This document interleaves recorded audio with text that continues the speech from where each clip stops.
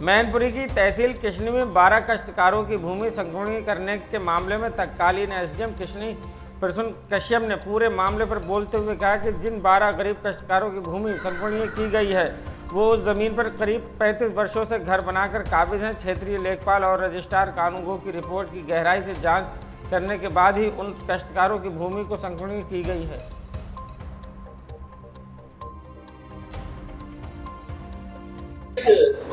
खबर पब्लिश की जा रही है, उसमें कहीं ना कहीं देखा जा रहा है आपके ऊपर गंभीर आरोप लगाए जा रहे हैं, क्या है ये पूरा मामला?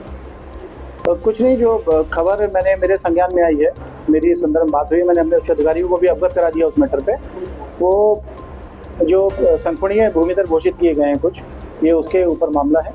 और संकुचित भूमिदर पूरा एक रिपोर्ट नीचे से आई थी लेखपाल कानूनगो के माध्यम से, रजिस्ट्रार कानूनगो के माध्यम से। तो संकुचित भूमिदर उस आधार पर घोषित किए गए हैं। और जब भी कोई व्यक्ति संकुचित घोषित होता है तो सबसे पहले देखा जाता है कि मौके पर उस जगह का कभी पट्टा हुआ था कि नहीं हुआ था, मौके पर उसका कब्जा है कि नहीं है। वहाँ पे जितने भी लोग हम लोगों ने अभी संकुचित भूमिदर घोषित किए हैं वो लंबे समय से वहाँ पे काबिज हैं। 30-35 साल से लोगों ने अपने घर बना करके, ये गरीब काश्तकार लोग हैं। और पूर्व में भी इस प्रकार के संकुचित भूमिदर घोषित हुए हैं, जिसके अंतर्गत इसी आधार पे कि कब्जे के आधार पे इनके पट्टे हुए थे।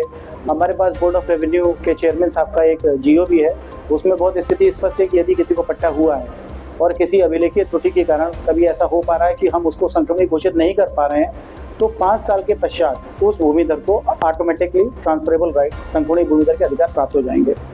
तो उसी आधार पे सारी चीज़ें देख के परख के CH 41-42 का अवलोकन करके जमीन किस श्रेणी की थी, कहाँ थी, वर्तमान पे लोगों के कब्जे हैं या नहीं है, सारी चीज़ें देखने के बाद बहुत नियमानुसार ही नीचे से पूरी रिपोर्ट संस्तुति होकर के आई, उसके आधार पर इनको संकुचित घोषित किया गया है। इसमें काफ़ी लोग परेशान थे, काफ़ी काश्तकार हम लोगों से आके मिले कि साहब जब भी हम लोग संकुचित भूमिदर के अपना प्रार्थना पत्र देते हैं तो नहीं हो पा रहे हैं, विभिन्न प्रकार की डिमांड होती हैं। इसी वजह से उन सारी चीज़ों को देखते हुए 57 खा की एक कॉपी भी प्रत्येक काश्तकार ने अपनी एप्लीकेशन में साथ लगा के दी थी। उसके अंदर जब ये 57 का स्वीकृत हुआ था, उसमें किस नंबर पे किस काश्तकार का नाम है उसको भी मेंशन आदेश में किया गया है, सारी चीज़ें मेंशन की गई हैं। उसके बाद ये भी मेंशन किया गया है यदि कभी भी कोई भविष्य में ऐसा प्रतिकूल तथ्य संज्ञान में आता है तो आदेश स्वतः निरस्त माना जाएगा। तो इन लोगों को जो भी संकुचित भूमिदर घोषित किया गया है वो पूरा जांच करने के पश्चात, नीचे से जो पूरी आख्याएं आई हैं उनके द्वारा जांच के पश्चात ही संकुचित भूमिदर घोषित किया गया है। परसों हुई।